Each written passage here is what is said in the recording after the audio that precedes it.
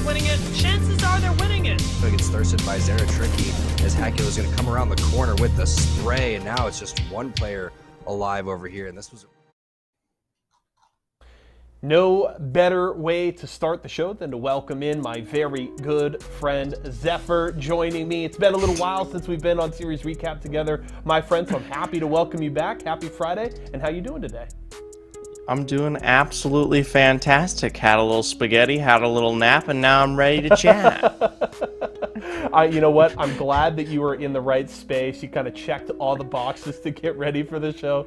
So that's good to hear. Of course, it was a fun week of action here in Series E. We kicked off ALGS last weekend. The second week started last night. I think just about right now, another day of ALGS action is going to be starting, so we're going to race through this and get out here and go watch ALGS. But we do have a lot to talk about, so before we really get into the weeds here, let's check out the highlights from this week's action. And you're going to see, I think, a heavy dose of Zephyr in there, so be ready. What's going on, everybody? Long time no see. I'm glad to be back here for Series E, and especially with my co-caster. I've got Tom T-Squared Taylor on the line. But when you end up in this situation, that's what you have to do. You have to bubble, land inside of there, because you're going to get a little bit of gun punch. We'll see if they can take this fight directly towards them. It's start a fight, and it looks like they are not going to be able to end this fight. Maybe the heal-off was the better option for them. They do still have the Wraith up top with the gold armor. That means they can hit a syringe with the right timing and then hit a Q to try and delay this for as long as possible. Throughout all of that, Esports Arena did not take too much damage. They trade away for Reptar, and Esports Arena will mop up complexity to finish off game number 3. Dropping on top of Renegades, and that buys enough space for them to try and push up. Impulse does ultimately go down, but now Vizio pushing on to Atlanta Premier. This could just spell victory now for the Renegades, already coming in for the third party. Scissors needs an armor swap, but he only gets like 10 HP off of it. Renegades coming in. Madness gets the first knock onto Scissors, and now it's only Phony left remaining here, as they only lose out on one in that fight. Renegades come up with a huge game at number 4. Zera wants to try and get that kill so badly. Vizio making the push. Top that time around. Yeah, guns blazing, TSM, and I think it's crazy because I'm pretty sure they actually did not win a single game that night. They won one. I think they won game 2, but that was it. Which is, I would say that's a surprise that they did only win one, because it feels like when they win that second or third game, things just snowball out of control from there, right? Yeah, I was about to say, it's just usually the team that picks up the consistency regarding 2 or 3 games and then some meandering placement. That wasn't what TSM did this week. I think it was a top 3, top 4 consistency, no matter what, whether it be World's Edge, whether it be Storm Point, and it allowed them to skyrocket against any of the competition. I think the next closest was teams like G2. Yeah, G2 finished in second place, and I loved the little bit of banter we saw on Twitter after Wednesday night. Hal putting out the tweet saying, you know, hey, G2, get used to second place, and all that stuff going on, which is funny because, of course, if you lead into last night, G2, I believe, finished third behind TSM and NRG in the ALGS competition last night. So, you know, the banter certainly looking pretty good for TSM so far. Now let's jump into that ALGS conversation, and I want to jump backwards a little further to last weekend because we've yet to really dig into that. And of course, we can't start talking anywhere about the first week of ALGS competition if we don't talk about Team Esports Arena. Consistently here, especially in ESA, in what was their drop every single time against Harvester, to now it's almost a confirmed win every single time, forcing X out. Yeah, start the game off with 3 free kills, and then you can pursue towards the win. So big improvements from them, and no surprise that they're performing just as well in the ALGS. And that's actually kind of why I like Esports Arena, because it gives us this kind of pre-show to the splits that transpire here. We knew, I know me and you, we knew that CLG was going to pop off, man. Yeah, it's awesome to see them delivering on the potential that we have been seeing over the last month of play, because not only has the improvement been there, but it's been a very pretty quick rise as well, because it felt like 6 weeks ago, right? It's not that long ago that we were having a conversation here on this show talking about XSET. Hey, you should never lose 50-50s to CLG, right? That is not a team that is acceptable to lose 50-50 to. And now we're here maybe 4-6 weeks later going, CLG, XSET is a team you shouldn't lose 50-50s to. And guess what? They aren't, because CLG is clapping right now. Dang. And the sky's the limit for this roster. And in all fairness to XSET, they don't go full force failure every single time at Harvester. Just this last week when we did see them go for the drop in Pro Night, they did actually survive coming out of what was Game 2 and were able to recuperate, find their way towards Skyhook, and then reapproach what wasn't a really victory, but definitely some placement. And then now, of course, Storm Point being in the mix here for these maps, and they're obviously not contesting each other. It still keeps XSET up there in terms of the placement. That Harvester drop spot, though, is definitely going to be a big question for as long as the two teams continue to compete and continue to hold on to it. It's going to be fun to watch as the ALGS split continues. Granted, it will be done in not very long because it's a very compact schedule. Before we circle back for some final talk about Series E, I do want to give you the floor here, the opportunity. Any spicy predictions you got, any hot takes that you want to give to the audience here? I kind of want to open the floor to you, Zephyr, for any kind of heat you want to bring to the table before we turn it back ALGS? to Oh, yeah. What do you got? Oh, man. TS the Clappening Part 2. There you go. You've heard the bias here, folks. Zephyr wears his heart on his sleeve, and I am all about it. Let's turn back to Series E, though, for kind of the final question I really want to answer here during our Apex block. There has been a ton of discussion over the last few weeks because, of course, the ultimate goal for a lot of these teams is to make top 3, to hold on to that sponsorship, to get that guaranteed spot in the next season of Series E. And while it seems like the top 2 fairly decided, it seems like Vizio probably feeling very comfortable at the top of the standings there with an over 200-point lead. One thing that is all but decided right now is who is going to be that last team to join Intel and Vizio with a safe, secured slot in Season 5 of Series E. The discussion last week was Excedrin and Razor and which one of them could really take a run at it. While Razor certainly still has the opportunity, I would say the chances grow slimmer and slimmer as we approach the end of the season because there is still about a 100-point gap there. But the question I want to pose here, Nerf and Excedrin, just 4 points separate these two teams, Zephyr. And I want to put us both on the spot here. Who finishes in 3rd place at the end of the season? We are quickly approaching the end of Season 4 here. Is it Nerf or Excedrin? Oh my gosh. I don't even know where to begin with this one, because similarly, we sit 6 weeks ago and we're just coming off of what was the Nerf turnaround in their season, where they had started to accumulate, I don't think it was wins, but they're definitely sitting in the top 2 fairly pretty, not just in open, but in some pro nights as well here. And Excedrin, honestly, we had heard hide nor hair from them almost really, all season long, maybe the occasional pickup of points in one night, but really nothing to compete here. And then just literally out of nowhere, and I think it really hinges off the turn here, especially with Storm Point coming to the mix. I mean, you can't avoid this discussion without bringing it up, but Excedrin has skyrocketed in terms of the competition and now are actually a threat to what Nerf has accrued up until this point. And at the same time, Nerf has not managed to find the same level of stability in these last almost 4 weeks of play here, and it's allowed for what is now a 4-point gap to form between the two of them. Credit where credit is due. Over the last 4 weeks or so, their overall points are pretty close to even.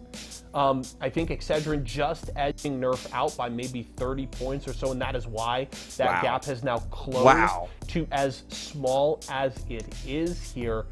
It is a very difficult discussion, and I think you make a good point when you talk about how Nerf's Ascent, they had the back-to-back Pro Night second place finishes behind G2 earlier on in the season. Yes. Their roster swaps, they seem to be settling in. They kind of had that early honeymoon phase, and it seemed like their trajectory was really good. And I would say, while they haven't dropped, it seems like Nerf has at the very least plateaued. They had a solid showing this Tuesday night. Excedrin beat them out by 2 points, so it was still very close. And it just seems like Nerf has plateaued, and Excedrin is having a slight rise here. So I think it is a tough choice to make, but I have to put you on the spot here. Are you making me make a choice? I am making you make a choice, and I will make the choice as well. But we have to pick sides here. I want a definitive prediction who is going to finish in third place at the end of the season. Oh my god.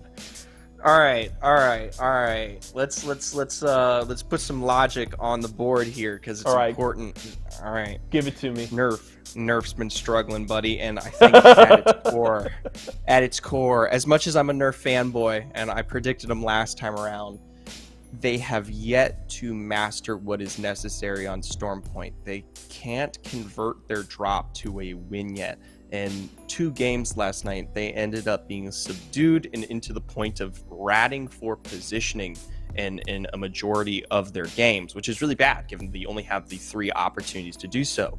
Whereas Excedrin consistently coming out of Cenote Cave, they pick up a lot for themselves, and then they're able to transfer that usually to a further success here.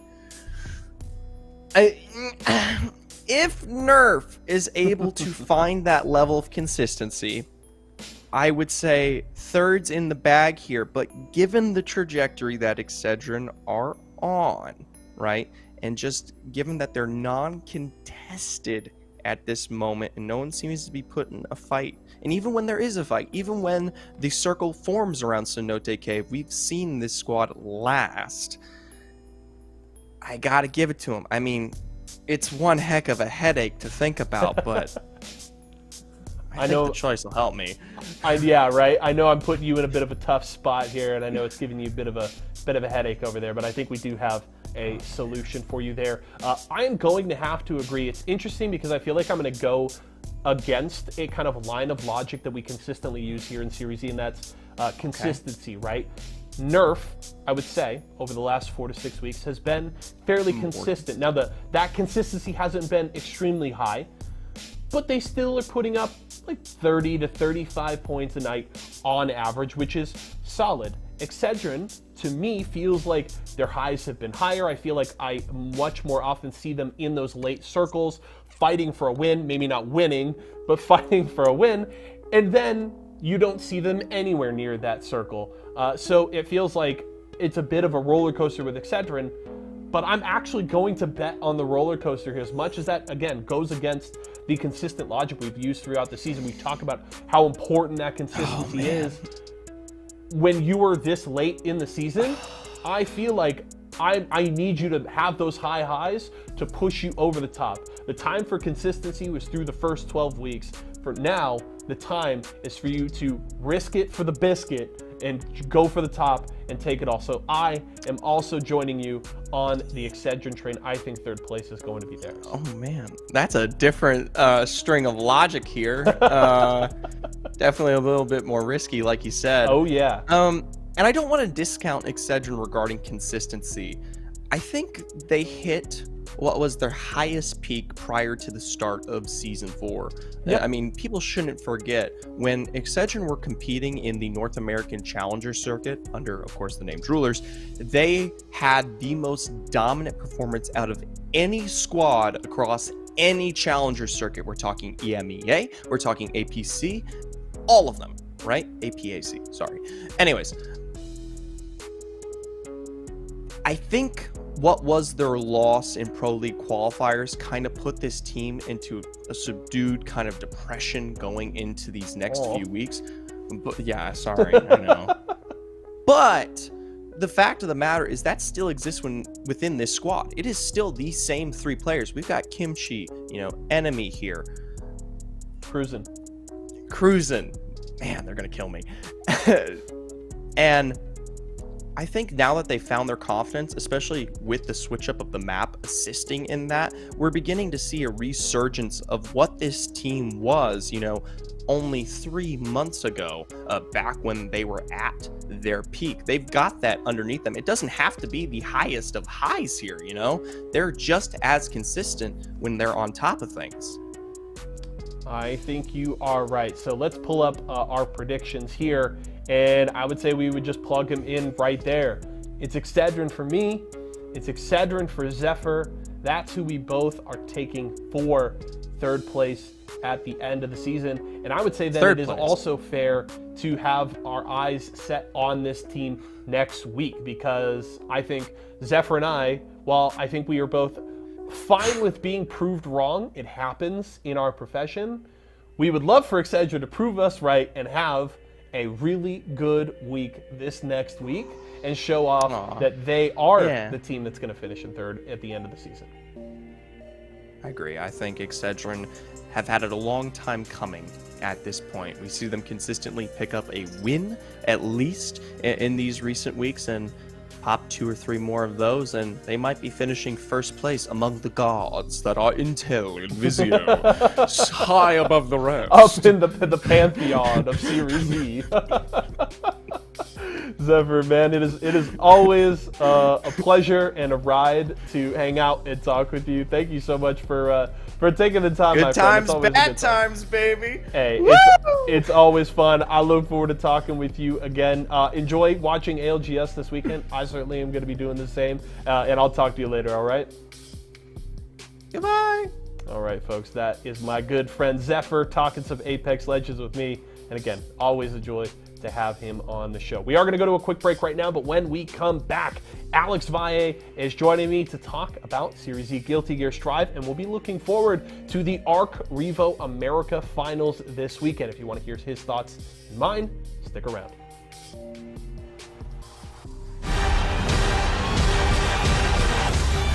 One shot, not a future for sure.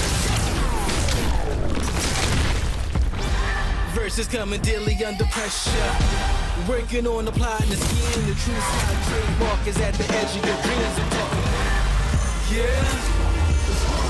One shot, now the future is yours.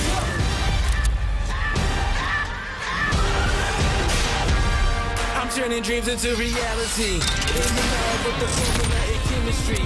Your memories spark and motivate and make the industry shake. With the bars and the breaks, I'm talking one chance to have a soul, go for the goal. It's one shot, now the future is yours. Go!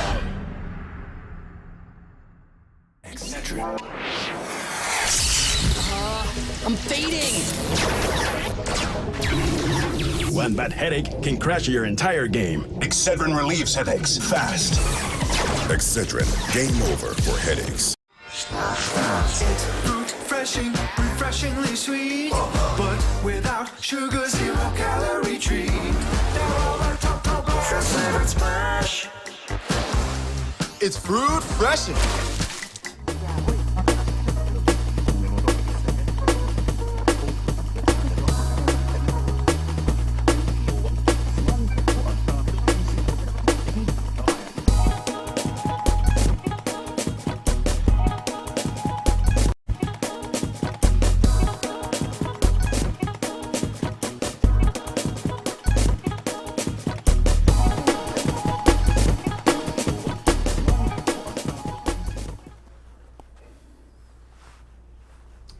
Everybody, we are back. Yeso here, and I'm joined by Alex Valle. We're talking Guilty Gear Strive, and Alex, welcome back. It's always good to hang out and spend a Friday afternoon with you, my friend.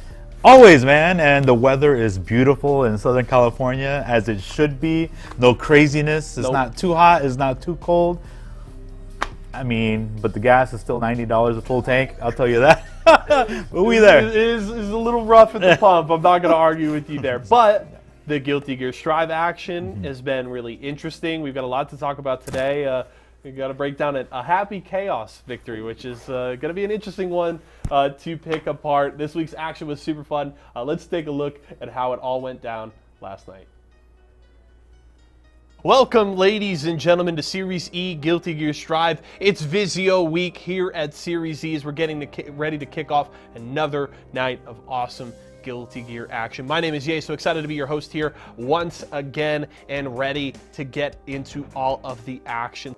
And word is, I think we are ready to go. So production will give me the thumbs up and then we will get things started. So we're ready to go. Let's do it. Let's kick off another week of Series E Guilty Gear Strive. Beam does find a way and gets the win with that quickness. Force on the burst, but stop from dashing in the aerial approach.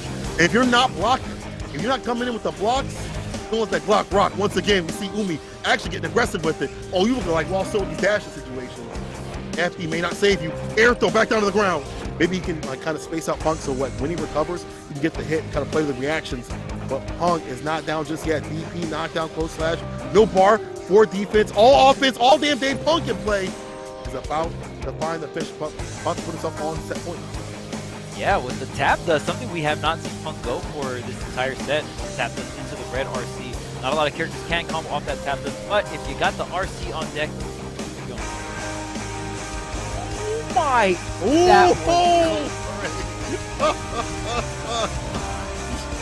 Someone tell me what he's doing on his stream.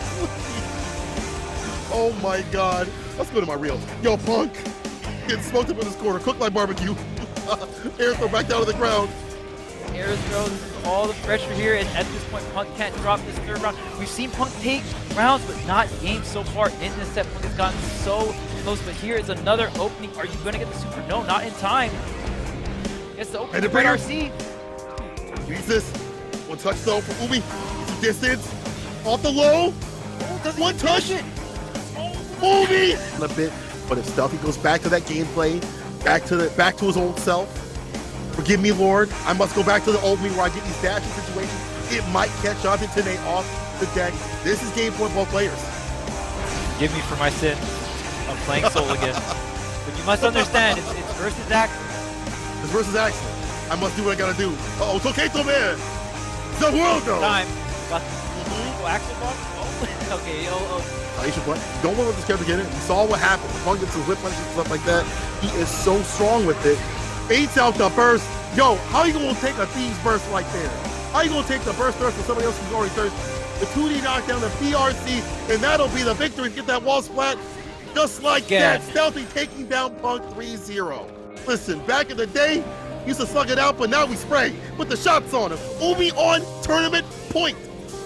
Okay, we're kind of running forward here. The gun's not okay. There's the gun. There's the gun. On you. Okay, gets the counter hit. Gonna pull in. Yep. Side switch. 2K pressure, but gonna force out the first Umi show. Pick up. Umi. Fully stocked, locked and loaded right here. Unloaded some of the clip to do it. See the dash block right here, trying to get in. Oh, he tried to press a button. You tried the game. You thought this was 2-player. This is a 1-player game right here. It's a 1-touch situation. Umi, shoot. So hard. Stealthy has the burst, but are you close enough to one touch? It? Oh, he BMing. He BMing. Umi shoot says, say my name. It's Umi shoot. It's Umi shoot. One touch to the ceiling. Oh, the 2K, 2D. That could have been 2D. Right there, the burst. The reach. Oh, but the knockdown. Umi shoot. Don't get lazy with the things. Let them bang. As he takes it 3-0 over Stealthy. Damn. What a character. We have a lot to talk about from last night's competition.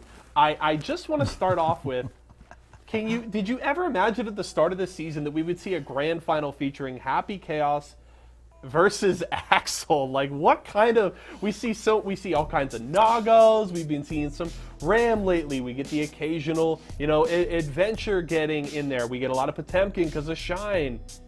But Axel and Happy Chaos, that's quite the combination in grand finals. Well, as much as most players and even top players complain about, certain characters that are top tier or unknown, that's part of the equation. It's actually who's driving these characters. And Stealthy's been doing his work. Stealthy's been doing his work. He's been placing really high in offline events as well. Been winning Wednesday night fights, placing high here at Series E. So that's actually a given. Now, Happy Chaos, it's just one of those, it's a new character that people are like, yo, like, I'm just trying to stay alive versus the Nagos. I'm just trying to stay alive versus the Souls and you know, the Rams. You know, there's only a handful of Happy Chaos that I can practice against, so that makes those Zato-ish unorthodox characters hard to study against. So in the same vein as like Adventures Jacko, right? The same Jackos as well. It's exactly what I'm talking. I said this before. You don't get. I mean, yeah, you have access to a lot of players, but it's like kind of like Dawson. There's only a few Dawson players, but they're like, you don't want to fight a Dawson. This is like, especially if you're like a Zangief or you're like, you know, a slower character, you might not have the familiarity. So this is what we're dealing with now, and I see that more of the unorthodox characters are getting their shine because the game is more developed.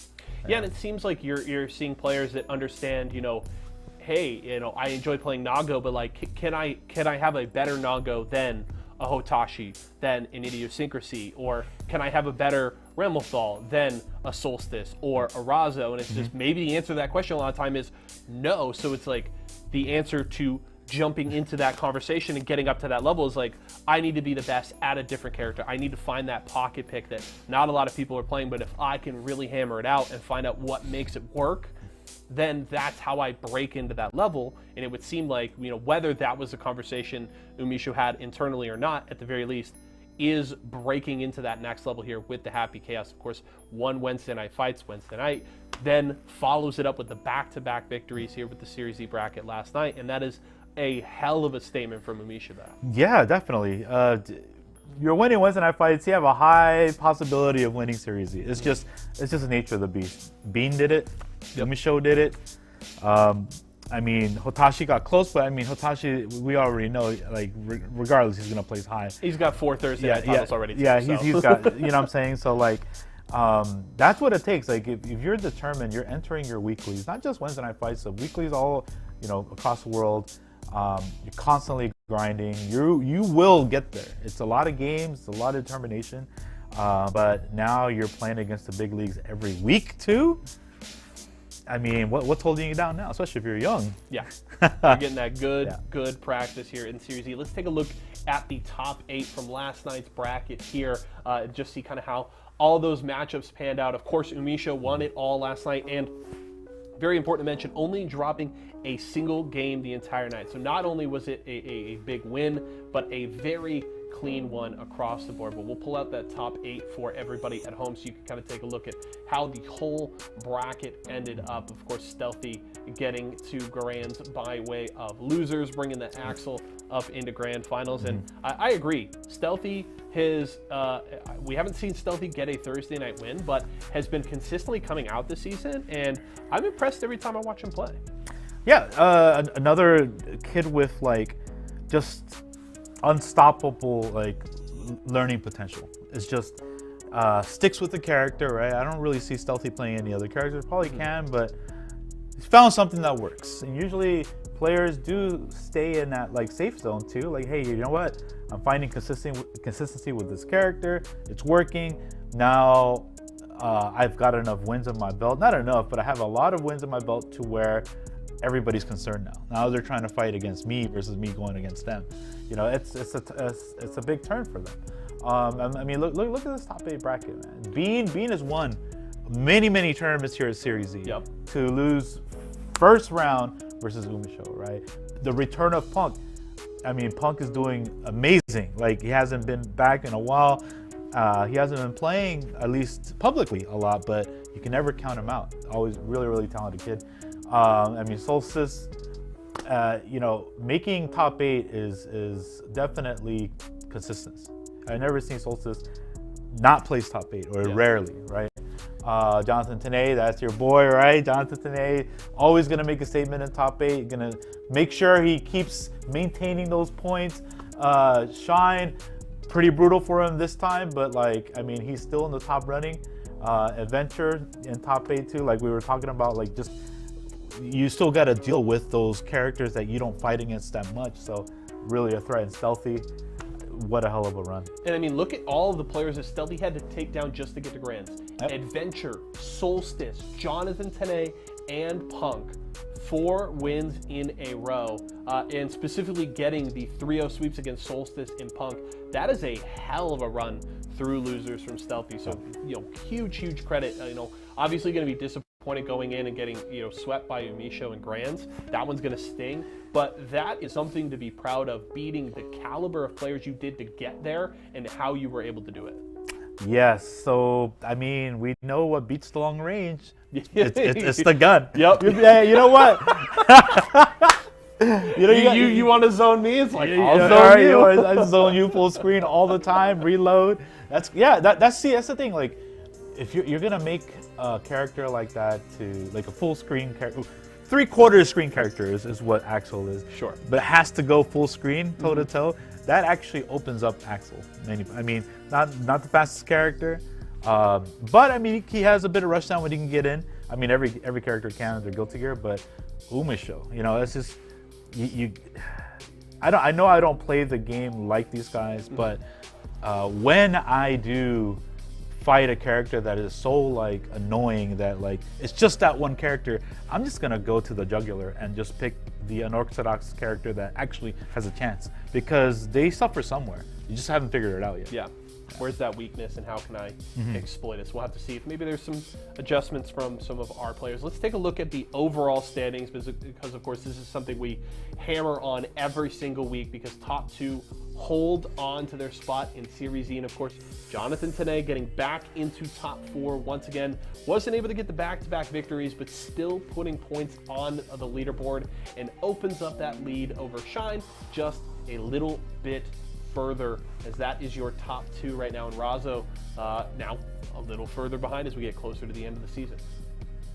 Yeah, Razo definitely has to turn it up. It's not that many events left. Shine, the coasting is over. I mean, you're also on notice. I mean, you win if you win, I mean, you have enough points to topple these two. Solstice can come back. Just the next couple of tournaments, squeeze in top 2 easily, right? So maybe that's what. You know what? If you want to go big brain here, and maybe you're just, I'm not saying many people do this, but maybe saving the best for the end might be a good strategy. If you're okay constantly placing top 4, and you're like, okay, I'm just kind of like messing around and doing things. I've done it a couple times, but just because I knew the level of the competition. But if you actually have something saved up in your sleeve, yes, it's about time to bring it out now. Are you telling me Don has just been biding his time? Maybe. No, I'm just saying the ones in the running, like the top 5, top 4, it's time. Whatever you got left in the tank, it needs to come out now. You can't afford to be in 4th or 5th when you have like only a couple left. And you want to keep the sponsorships, you got to do what it takes. Everything is on the line here as we get close to the end of the season. And of course, Jonathan Tanay feeling really good as he has jumped all the way to the top and continued to build on that lead. We can talk about Jonathan Tanay a little bit more in the context of a different event, though, because of course something very important is happening this weekend, not very far from us either. I think it's going down up in Burbank, but ARC Revo America Finals are this weekend, and Series E will have 2 representatives because both Razo and Jonathan Tanay will be competing. The other competitors also Hotashi, Symbolist, Daze, and Flash rounding out the lineup there. Yeah, so I got my notes out here too. Okay, hit me. All right, the first one. Okay, so I know Symbolist has been in Series E, right? But like Symbolist, remember, he beat Jonathan Tanay with Happy Chaos on Arc Revo West. No, that stung, and it's just one of those things. I mean, people want to get first place, even though there's top 2 that qualify. It still stings a little bit, right? But that's putting on notice. I mean, Hotashi, you have to deal with the best Nago in the States, right? And then you have Flash, which has been experimenting a lot. Going to not just playing fully Axel, right? So, but he did qualify with Axel, so maybe he's going to go back to that character and it's like, you know what, I had him enough fun, I'm just going to go back. Daz Geo, like we don't really see Geos here in Series E. It's rough. I mean, I know Brecker Dave plays Geo on Wednesday Night Fights all the time, and I mean he's gotten top 3, top 2. It's just really hard for him to like crack that #1 spot. So maybe Daz is gonna like turn things up and switch things up, because if you don't practice versus those characters, like I'm saying, you're just like, all right, let me see my list. Okay, I gotta practice against a Zato, a Happy Chaos, like what? Okay, a Nago, a Leo with Razo's in it, right? Razo. Yeah. So speaking of that, this is what I'm saying. Like, I think the experimenting should be done now. You should have a good grasp of what you're gonna unleash, because Arc Revo is the biggest. It's their Super Bowl, pretty much at the end of the all of the American finalists that qualified are going to show their best talent at this tournament. So, got to turn it up. So, I want to put you on the spot then. Okay. Oh, man. We got 6 players. Yep. Somebody's got to come out on top. Who you have your money on here? Oh, man. Of those 6. I think it's a hard choice, but I'm curious where your head is out there. I would say top 2. How's that? Okay. In no particular order. I think it'll probably be Hotashi and Jonathan Tanay. Okay.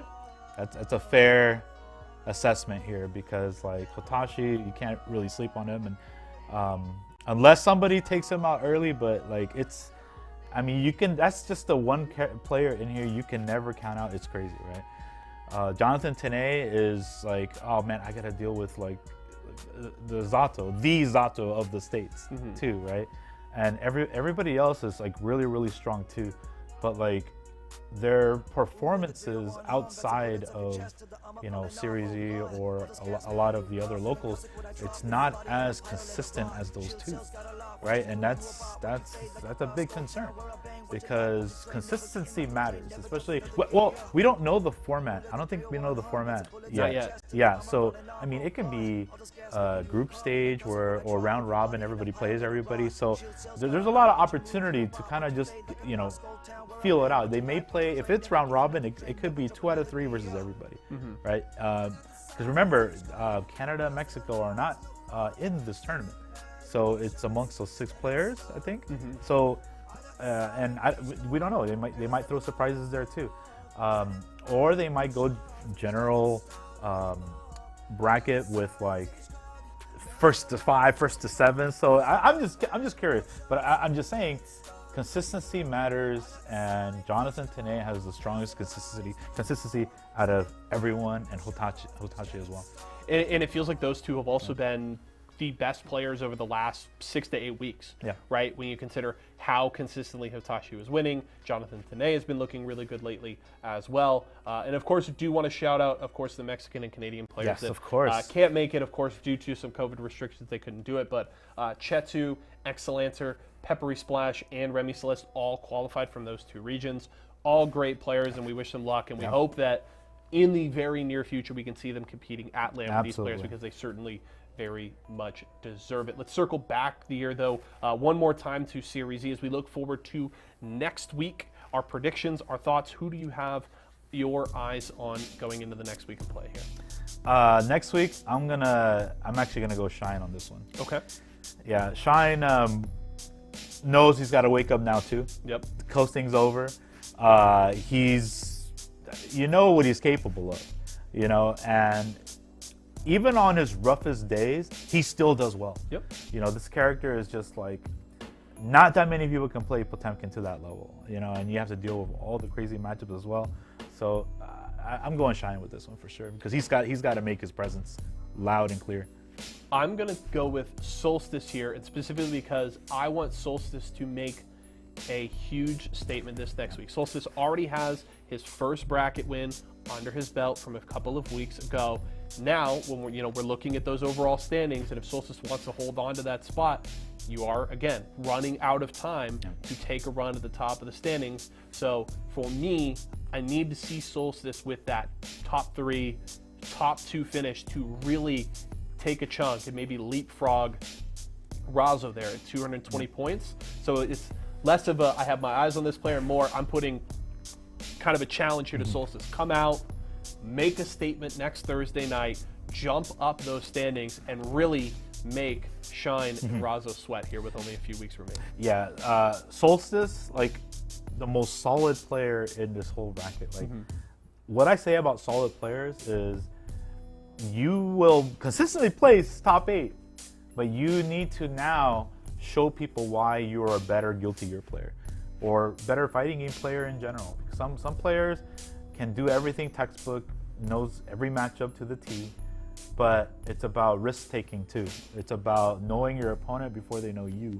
It's about just being ahead of the curve on the personal level. Because if you're just playing the system, somebody's gonna break that system just by doing something you've never seen before, taking those chances, taking those risks, playing with the heart. You know, this is what, like, look at the best players have won like those major events. They've done stuff that you're like, oh, that's sick. Like, why didn't I think of that? Stolen, right? Yeah. Like, all of this comes out naturally, and you're like, oh man, you know what? Maybe I should do that. Don't just play the matchup. You just got to get in there and show them why you are the best Guilty Gear player. The stakes get higher every single week as we approach the end of the season. Alex, always a pleasure to talk to you. I'm looking forward to Arc Revo this weekend. Yeah. It's going to be super fun. I can't wait to watch. I know you can't as well, but always a pleasure, my friend. Thanks so much for joining me. Yeah, no problem, man. All right, Alex Valle, the guru of the FGC, joining me here. We're going to close out Guilty Gear now and go to a quick commercial break, but when we come back, I'll be talking some Halo Infinite before we wrap the show, so don't go far.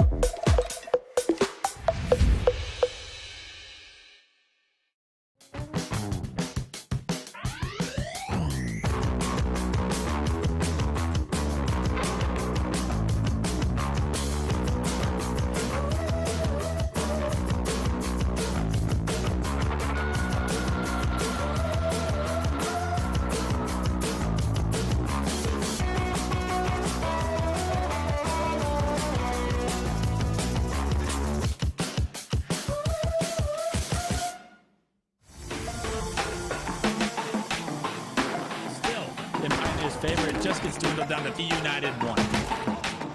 I just have to put it out. Snake Bite gonna come out on top, and now the damage has been done. G2's on their back. The series to go the distance, and that means Optic Gaming needs to wake up. It appears that they've started to do so.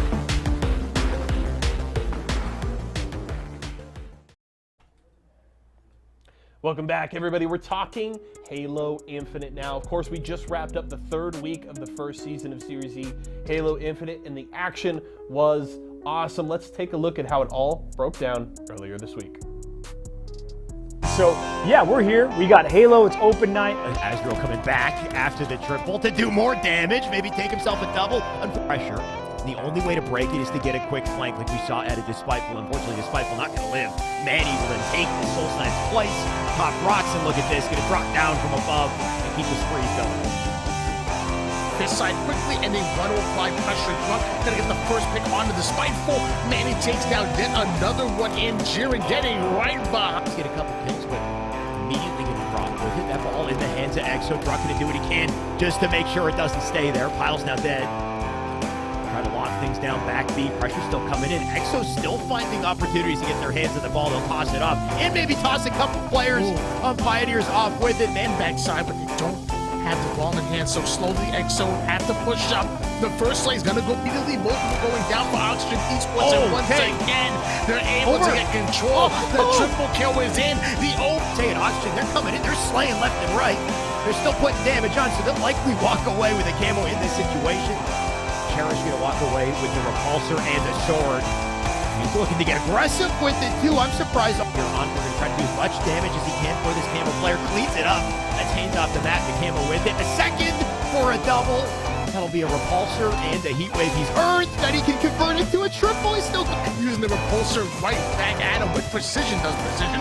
Cow Groovy put in the moves and letting Dalek know about precision. Alex Shock. Those are pro Gears players. We know that for a fact. How many more rules will this man break? He's gonna get right into the back elevator here. We'll just see what the situation. Got the milk. Where's that sword? Is that? Oh! He's gonna get this. He gets the kill on Talik. Notice the sword is out of ammo, so he couldn't even pull that out. He had to outplay with the BR, and he milked long enough for Fnatic to come in, help him out, make sure he secures the kill. They got A because of it. He's gonna out BR Drucket. Going down to one final scrappy second. Third 73 and counting here for Pioneers. Truck did bounce away with the Rockets. He'll go for the beatdowns with it instead, and I like that play. He walks away, gets to save the ammo as well.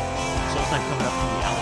Ball still in the hands of Pioneers. So they're looking to lock this down. Spawners likely up in B and PD, and this is the perfect opportunity for Truck to get cut off.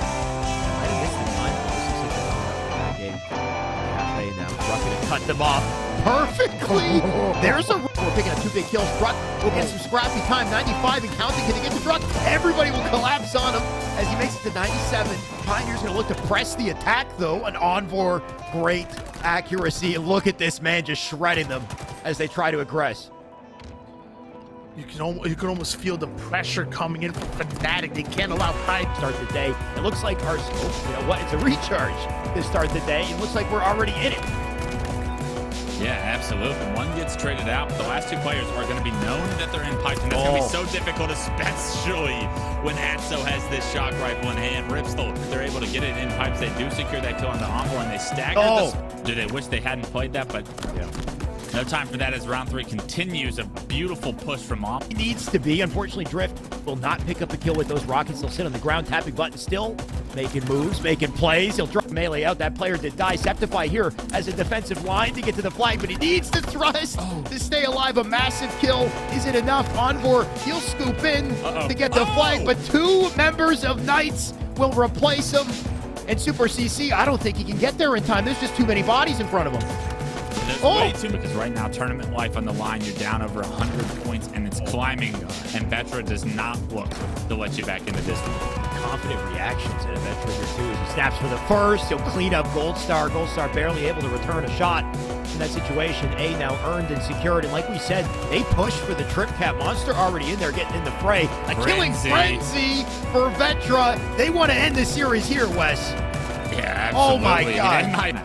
It was a good play, but Vetra was so quick to get through bottom mid and slow that down, and now Monster's here to continue the answer as well, so the ball might be transferred to Complexity despite the moves out of ESA Blue to try and not get sniped. There's a little clothesline coming in. Maybe a little more. Actually, nice repulsor. Beautiful repulsor. He sent himself up and dodged the angle and the kill at the same time. I'm not even sure if that was on purpose or not, but it works out in his favor, and because of it, Drift, with 10 kills on the board, hops into B, finds another one, and once again, Complexity pushed the trip cap, have it in effect, and now they're going to have all the information that these players are spawning, score for the third, and all of a sudden, Complexity is right back in this one. Mistakes the Knights cannot afford to make. I thought he got stuck for a second, but I guess Monster narrowly dodges the stick, and because of it, he pairs it with a double elbow in the closet. Not only that, gets a touch on that flag, and because he gets it across halfway, Monster has just given his team the lead. Triton without hesitation, he drops in, he gets the double to help as well. That flag is so close in a last defense. Signing off, Series E, kicking off the great meeting. Thanks, everyone.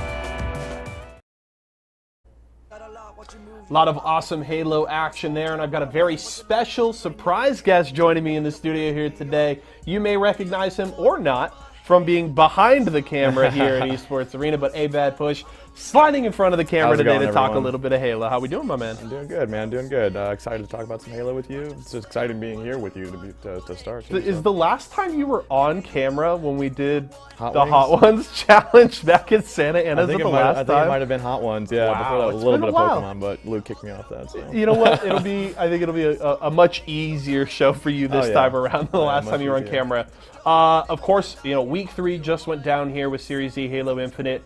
We kicked it off with Open Night, and Fnatic, obviously, another big story for them. They win again. They beat Pioneers after Pioneers getting the reset. But I feel like the biggest story, and not for the greatest reasons, is the fact that Esports Arena Blue comes into this week. They've had back-to-back 4th place finishes in Open Night, and then they just laid an egg on Monday. They go 0-2. Yeah, it's tough to see a team that, like, we as a company obviously represent them and they represent us, and we want them to do the best that they can. So the expectations are pretty high, you know, to qualify for something like this. So it is a little bit disappointing to kind of watch them struggle and, you know, want to make those changes, but not really kind of click into that gear yet. So yeah, it's curious, and I'm wondering what kind of changes they're going to make, because the interesting thing is it feels like in other events they're doing some good things. We'll talk about it a little more later, but they competed in the HCS Open Series this week. Yeah.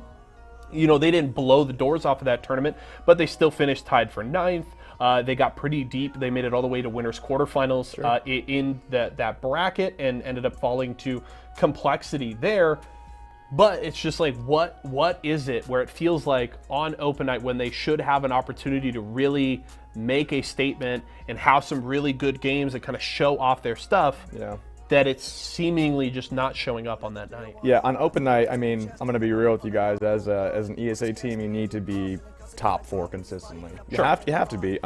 You know, you earned your spot here through a much larger competition than you go through on Monday nights, and you need to be able to facilitate that role. I mean, you guys need to frag, you need to play together as a team, you need to figure it out. You need to. Yeah, I couldn't agree more. And, you know, and this comes from a place of, like, as, you know, Push talked about at the start, we want to see this team succeed. We like these players. You know, we're excited that they took the opportunity to come and compete in Series E and to represent Esports Arena. We're obviously very passionate about that, and we want to see them succeed, especially when you look forward to things like HCS Open Series. Yeah. Kansas City coming at the end of next month. We want to see them go to that event and make some waves. We've talked a ton about Red and what they did in Anaheim, and we have faith that this team can do similar things. Yeah. We just have yet to see it when it matters most. Yeah, it's funny watching a team like Red kind of like succeed at LAN, and I would say that they succeeded no matter what their placement was, because they did take important games off of really top tier teams. And I think that Blue has the capability to do that, and they just, you know, like I said, they gotta get it together. They gotta figure it out, and figure it out quick too, because the season it's still going, you know? It is still going, and still quite a few nights to play here. But of course, Monday night was Fnatic's night. As I mentioned, they take down the Pioneers in grand finals. Your top 3 was Fnatic, Pioneers, and then Oxygen. 3 teams really looking to make their mark here early on. Of course, a lot of the talk early on in Halo Infinite competitive play has been around Cloud9, Sentinels, Optic. But these are 3 teams kind of attempting to break into that next level with the likes of those teams, as well as E United. I want to kind of get your take here. Is Fnatic the best of those 3? Or is there maybe another team that you have your eye on more to take that next step and be up with the big dogs? I'm pretty biased when it comes to a lot of the players in Halo, just because we've had so much like personal interaction with them throughout the past couple of years of tournament play. And I think there's individual players that stand out to me, but as a team, and as a team in past events, not formerly Optic, but now Optic, I have so much faith in those guys. I mean, Trippy to me is like one of the best Halo players that I've seen. It's a strategic style of play that like you only notice in micro movements and mechs that are within the game. But you know, I really look forward to seeing what Optic can do, and you know, I think I'm a fan. That's my favorite. You know, that's my expectation, is that team is the team to watch. Sentinels is an obvious, you know, C9. Renegade is just an incredible player too. But as far as like the team that can make that kind of next jump, it would be Optic for me. I mean, you're wearing the right gear. Yes, granted, sir. there is a Faceland logo on there as well, but Optic. Optic to me feels like they're like the sleeping giant. I feel like the expectations were so high coming in, especially we had them here for the 25K, and they were in grand finals for that, and it felt like in the lead up to Raleigh, it was like, dang, Optic might be the team. Of course, it didn't happen, and we've seen the Cloud9 dominance, but now they've let go of Pistola. They've brought Formal in officially to the roster. Formal finally has a home, and it would seem rightfully so with Optic. And it feels like as we get ready for Kansas City, it's just like Optic seems poised. And I think you make a good point that they seem ready to take over. Yeah, I would say consistency of like how I view these players externally from their like competitive events. You know, there's a lot of players on Optic that are grinding this game nonstop, custom matches, matchmaking, you name it, whatever you guys kind of can figure out to, you know, get your practice in. And then it's like Optic Meet is that team. They're the ones that want it, and to me, that's a team that's scary. You know, I think scary is the right way to label Optic. Before we close out, I want to talk a little bit HCS Open Series, specifically because I want to talk about one team that is starting to make a little bit of waves, and that is Complexity. They ended up winning HCS Open Series number 9 this week. They took out XSET in Grand Finals. They beat them 3-0 in Winners Finals and Grands. XSET finished second. They beat E United 3-0 in Losers Finals. So your top 3, Complexity, XSET, E United. But Complexity, a team that won on Wednesday in Series E. They go in, they perform really well and win HCS Open Series. And it's interesting because this is a team that, if you look back at Anaheim, absolutely fell apart. They were an absolute mess. Now, granted, they've made some, will tell you, man, they have made some roster adjustments. They have changed things, and I agree. It is very different on land, but it seems like this is a team that was all over the place in Anaheim, has made some adjustments, and seemingly found some form here in the run-up to Kansas City. Are you buying in at all? You know, I'm not asking you, you know, are they going to win Kansas City, but are you buying in at all for Complexity? Complexity is definitely a team to look out for, but I don't see the like really, really driven play that I do see from a lot of the other teams. I mean, like, and especially like, I bring this up too, the Renegade clutch at 48-49 to like I don't think Complexity is the kind of team that pulls stuff like that off, right? Sentinels I would give that to, Optic I would give that to, you know, big playmakers can do that kind of stuff, and I just don't really feel like I've seen it on Complexity from the HCS and some of the events that I've watched. I will say, what we saw from Monster this week was unreal. Monster was fragging, And now, and I will say, small sample size, still some work to be done there. But I think if there is that X factor on Complexity to take them to the next level, I think it is Monster. And I would say, at the very least, the early returns look pretty good. Because I think Monster was incredible, especially on Wednesday night. I was very impressed. At the end of the day, if you get the job done, you get the job done, you know? If you can pull home a victory and, you know, take on these teams and be successful in whatever form you're doing, even if it may not look the prettiest, you know, it's like, that's your thing. Go with it. Do what you got to do. Do what you got to do. Get the dubs, and Complexity certainly did this week. As we look forward, of course, we'll be looking for a resurgence from Esports Arena Blue. They'll be back and competing Monday and Wednesday night next week, and we'll have to see if maybe they can break that kryptonite of Complexity. We're your biggest critics and your biggest fans, so. Yes, we want to see it. We're going to wrap up here, though.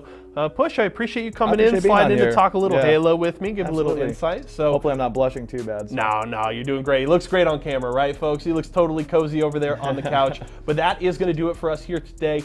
Do want to remind you, of course, while we will be gone for the next couple of days, take the weekend off. I hope you enjoyed as much as we will. We will be returning Monday night. We'll kick it off with Halo Open Night, followed by Apex, the double dose of Apex and Halo on Wednesday, Guilty Gear, and then we'll be back again with Series Recap next Friday. Clear your afternoons. 4 o'clock is when we are starting, and make sure you're here for all of the fun. For myself, Push, the entire live broadcast crew, and everybody here at Esports Arena, and Push was just sliding in. He just wanted me to shout him out normally at the end. I'm like, I'm here specifically for the shout out, all right? That's what I'm here for. But shout outs to Push. Have a great weekend. Thank you for joining us. We'll see you again on Monday.